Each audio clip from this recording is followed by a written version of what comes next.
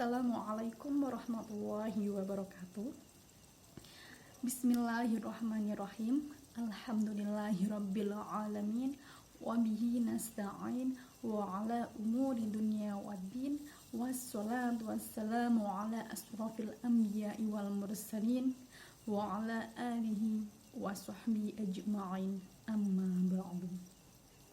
Puji syukur kehadirat Allah Subhanahu wa Ta'ala yang telah memberikan nikmat yang luar biasa, yaitu nikmat iman dan Islam dan nikmat sehat walafiat. Walaupun di tengah pandemi virus corona ini, kita harus tetap bersyukur dan menjaga kesehatan. Sholawat serta salam tidak lupa kita haturkan kepada Nabi Agung Muhammad SAW yang kita nantikan syafaatnya di yaumil akhir nanti. Amin. Saya Rahmawati Dewi, NIM 1117115 dari kelas C jurusan Hukum Keluarga Islam. Pada kesempatan kali ini, saya akan mempresentasikan teori implementasi dan teori eksistensi hukum Islam di Indonesia. Teori eksistensi dalam kaitannya dengan hukum Islam adalah teori yang menerangkan tentang adanya hukum Islam dan hukum nasional Indonesia, yaitu 1. Ada dalam arti integral sebagai hukum nasional Indonesia. Yang kedua, ada dalam arti kemandiriannya diakui, berkekuatan dan berwibawa serta diberi status sebagai hukum nasional Indonesia. Yang ketiga, ada dalam arti sebagai bahan hukum dalam pembentukan hukum nasional Indonesia. Yang keempat, ada dalam arti sebagai unsur utama atau bahan utama dari pembentukan hukum nasional Indonesia. Selanjutnya yaitu teori implementasi hukum Islam di Indonesia. Yang pertama adalah teori resepsi in complexu, adalah periode di mana hukum Islam diberlakukan seluruhnya oleh orang-orang Islam sebagai pegangan dalam kehidupan beragama. Walaupun pada masa itu bangsa Belanda telah menguasai sebagian wilayah Nusantara Indonesia, namun hukum Islam tetap berjalan dan tetap diakui oleh bangsa Belanda. Bahkan pada waktu itu Belanda membuat sekumpulan peraturan bagi pejabat dalam menyelesaikan masalah-masalah hukum rakyat pribumi.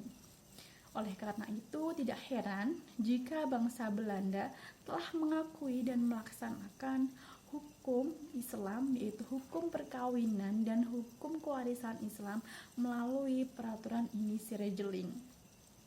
Itu merupakan sekumpulan aturan dari hukum perkawinan dan hukum kewarisan Islam oleh pengadilan Belanda yang dikenal sebagai Compendium Vrije.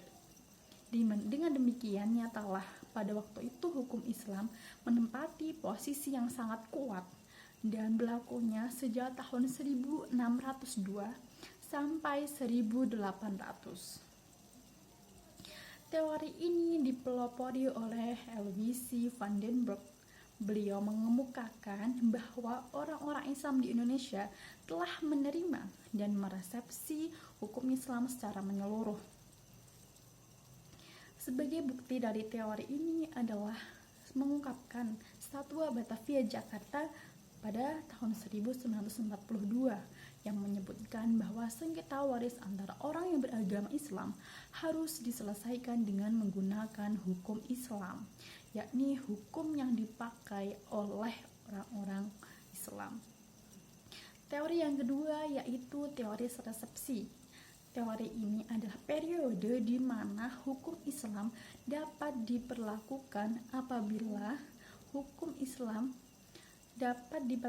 apabila dikehendaki dan diterima oleh hukum adat. Teori ini dipelopori oleh Senoek Hurgronje yang merupakan penasehat pemerintah Hindia Belanda. Senoek memberikan nasihat dengan istilah Islam Polaisi.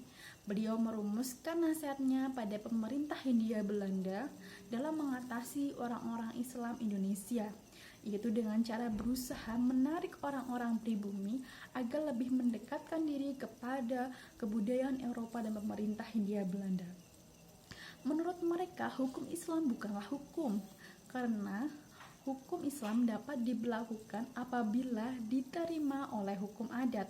Jadi, hukum adatlah yang menentukan berlakunya hukum Islam. Sebagai pengaruh teori ini di Indonesia, yaitu pada hukum pidana Islam yang tidak mempunyai tempat eksistensi, karena yang dimaksud dengan hukum tersebut belum diundangkan dalam negara Republik Indonesia. Yang ketiga adalah teori resepsi exit. Bapak dari teori ini adalah Zairin.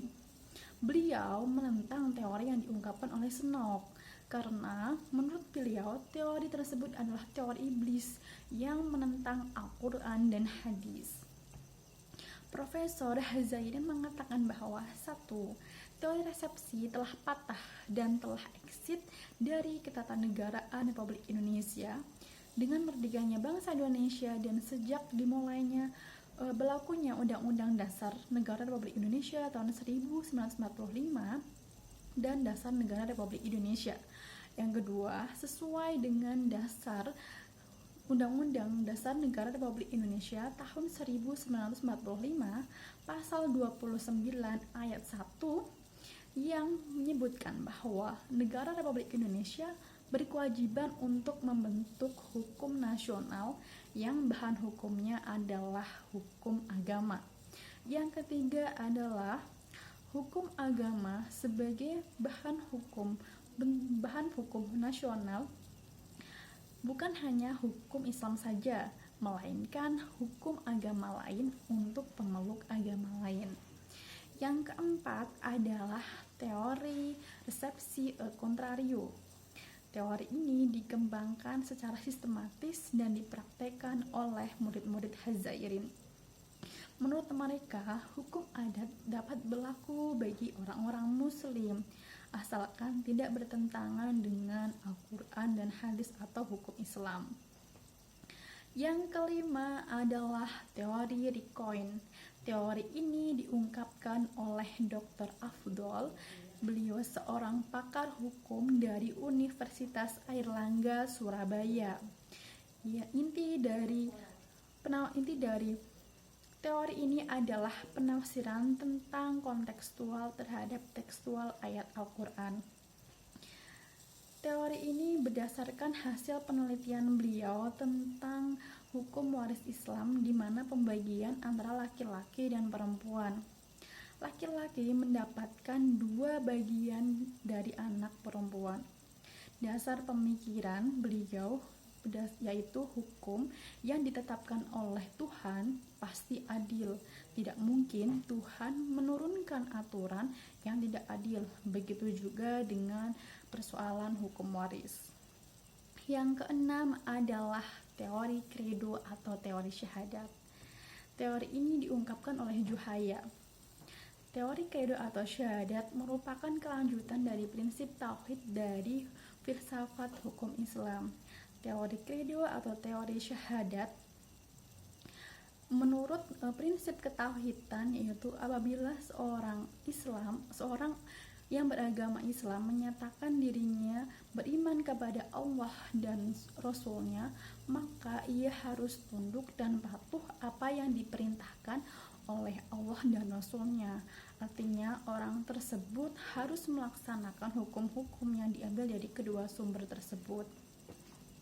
Teori credo atau teori syahadat ini hampir sama seperti teori otoritas yang diungkapkan oleh Harjib, yang menyatakan bahwa apabila orang Islam mengakui agama Islam sebagai agamanya, maka ia harus menerima otoritas penuh hukum terhadap dirinya. Yang ketujuh adalah elektisisme. Hukum Islam adalah salah satu bahan hukum dari ketiga bahan hukum nasional. Hukum Islam itu, agar bahan hukum itu berjalan sesuai dengan fungsinya secara maksimal, maka harus dikemas dalam hukum nasional. Tetapi dalam pembentukan hukum nasional tidak dapat mendekatkan dengan pendekatan ideologis, tetapi menggunakan eretisisme, yaitu mengambil sesuatu yang baik dari esensi hukum nasional termasuk hukum Islam, karena hukum Islam sesuai dengan kebudayaan bangsa dan nasionalisme bangsa Indonesia. Sebagai bukti bahwa hukum Islam tetap eksis dalam hukum nasional dalam Indonesia, saya akan menyebutkan beberapa peraturan yang masih digunakan sampai saat ini. Yang pertama adalah Undang-Undang Nomor 16 Tahun 2019 tentang perubahan Undang-Undang Nomor 1 Tahun 1974 tentang perkawinan. Kemudian Peraturan Pemerintah Nomor 28 Tahun 1977 tentang perwakafan tanah milik. Eksistensi hukum Islam dalam tata negara hukum nasional diperkuat dengan munculnya Instruksi Presiden Republik Indonesia Nomor 1 Tahun 1991 tentang kompilasi hukum Islam yang terdiri dari 3 buku, yaitu Hukum Perkawinan, Hukum Perwarisan, dan Hukum Perwakafan. Terima kasih. Materi teori eksistensi dan teori implementasi hukum Islam di Indonesia. Selanjutnya akan saya bahas mengenai materi yang kedua sesudah ini.